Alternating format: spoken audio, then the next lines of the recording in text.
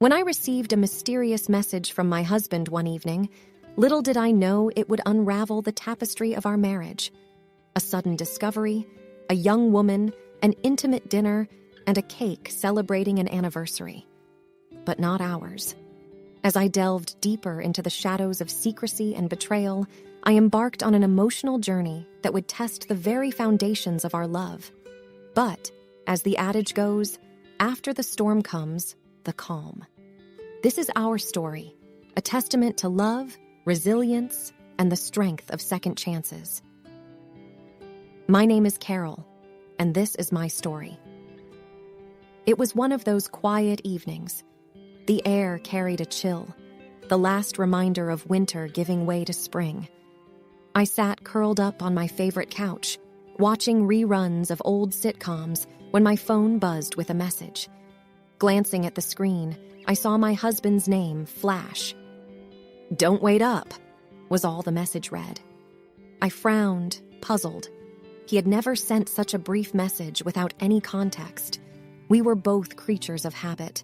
Our weekdays were pretty much set in stone. Work, dinner, some quiet time together, and bed. It was our little ritual, a way to ensure we always spent time with each other, despite our busy lives.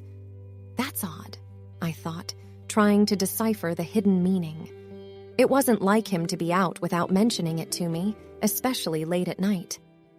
He probably has some unexpected work meeting or is hanging out with the guys, I said to myself, attempting to brush off the uneasy feeling.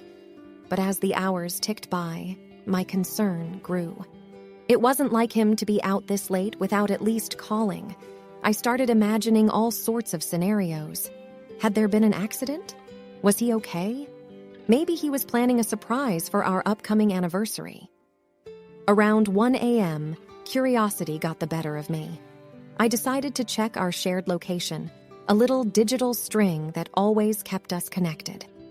I expected to see him at his office, but to my shock, his location showed he was at the city's poshest hotel.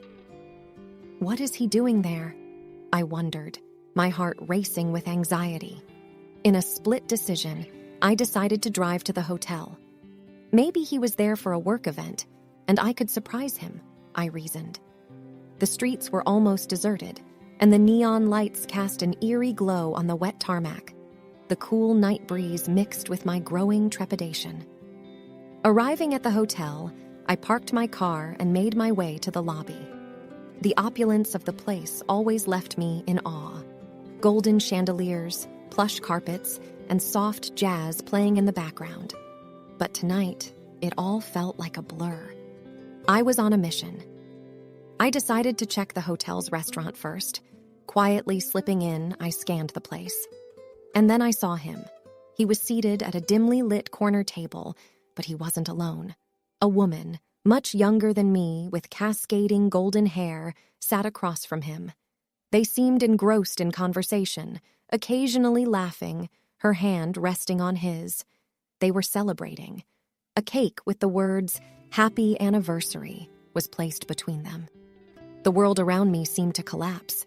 My head spun as my heart felt like it had been ripped apart. This can't be, I thought, trying to rationalize.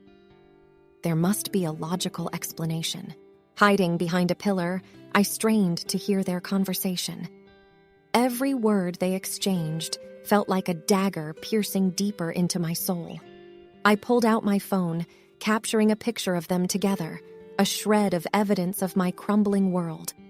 With the evidence saved on my phone, I slipped out of the restaurant, my footsteps heavy with the weight of betrayal.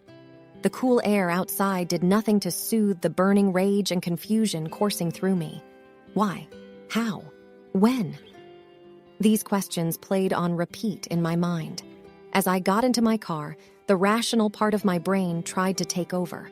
I needed answers. Direct confrontation seemed like the best approach, but not tonight, not when emotions were so raw.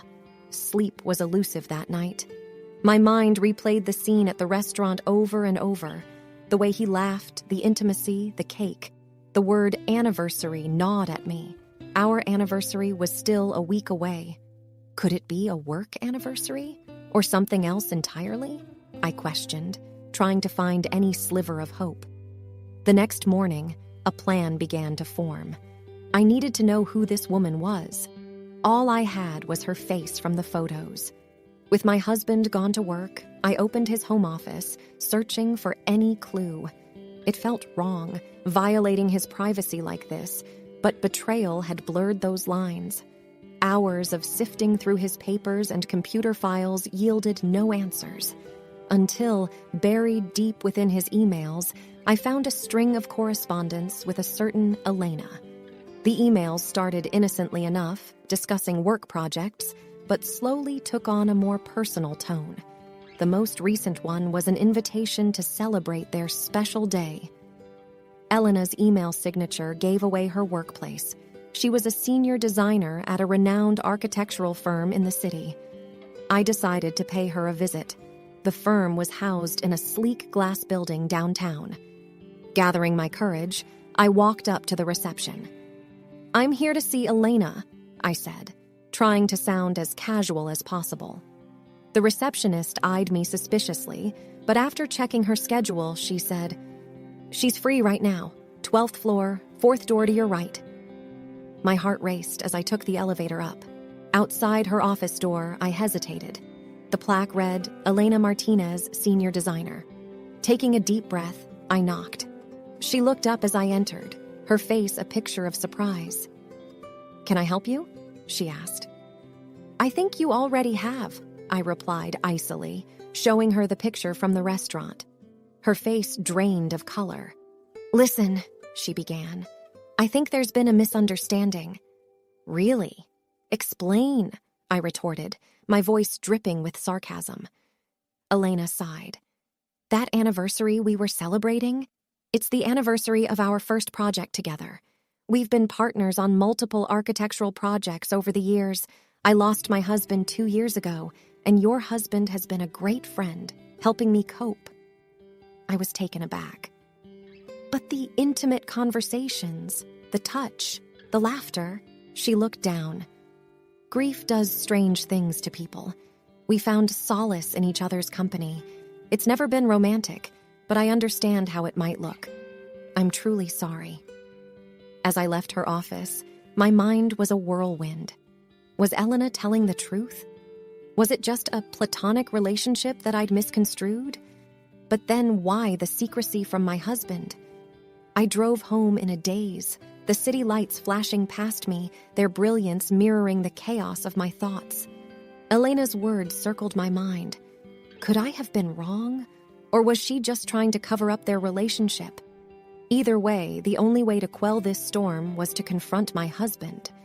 The evening sky was painted with hues of pink and purple as I reached our home. Taking a moment, I took a deep breath, trying to calm my racing heart. The gentle chime of our doorbell announced my arrival. He opened the door, his face lighting up as he saw me. But the smile quickly faded, replaced by a look of concern. "You okay?" he asked, noticing my disheveled appearance. Without a word, I handed him my phone, displaying the picture from the hotel restaurant. His face drained of color, much like Elena's had earlier. "I can explain," he began, but I cut him off. "I met Elena," I said, my voice quivering with mixed emotions. He looked down, his face a mask of guilt and regret. "I should have told you," he began. "I know how this looks, but I swear there was never any romantic involvement. Elena and I were just grieving together." My confusion deepened. "Grieving? Grieving what?" He hesitated. Then, with a deep sigh, he began, "A few years ago, we lost a huge project. It was going to be our legacy, a building that would stand tall for generations, but we lost it due to some internal politics and treachery. It hit both of us hard, especially Elena, as her husband had just passed away. We found comfort in shared sorrow. We promised each other that we'd bounce back, and every year, we celebrated the day of that loss as a reminder of our resilience." I looked at him, my eyes searching for any sign of deceit, but all I saw was raw emotion and vulnerability. "Why didn't you tell me?" I whispered. He took a deep breath. I didn't want you to see me as a failure. I wanted to be your rock, the strong one. And when we started meeting annually, it became our thing. I realize now how wrong I was in keeping it from you. Tears welled up in my eyes.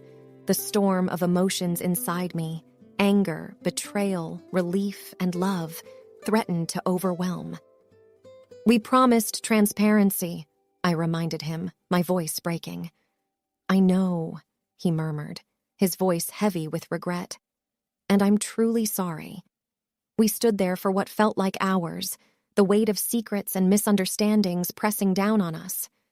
But in that silence, a realization dawned. Our love was strong enough to weather this storm.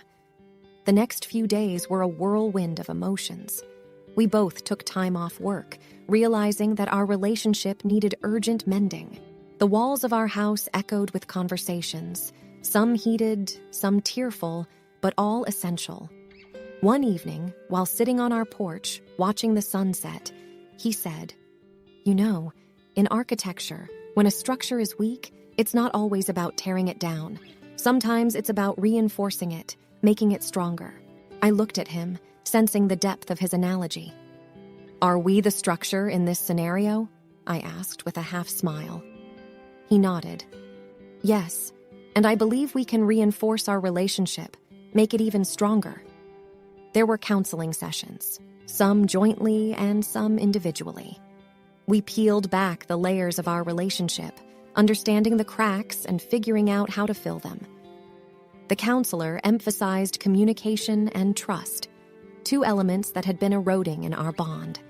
During one session, our therapist handed us a pot with a tiny plant. "This is a symbol of your relationship. Nurture it, water it, give it sunlight, and watch it grow. But remember, it needs constant care." Months turned into a year. The pain of betrayal, though never forgotten, started fading, replaced by a renewed bond. We spent more time together, embarked on trips, and rediscovered each other. One day, I came home to find a small gathering of our closest friends and family in our backyard. I was surprised and looked at him questioningly. He smiled, taking my hand.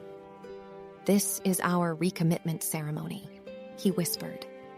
There, surrounded by loved ones, we renewed our vows, promising to cherish, respect, and communicate. It was a simple event, but the weight of its significance was profound. The plant our therapist had given us had grown, bearing its first flower. It stood as a testament to our journey, from wilted hopes to blooming love. Life isn't about the storms, but how you navigate through them. We had weathered one of our biggest, and in its wake, found a bond that was more robust and more profound.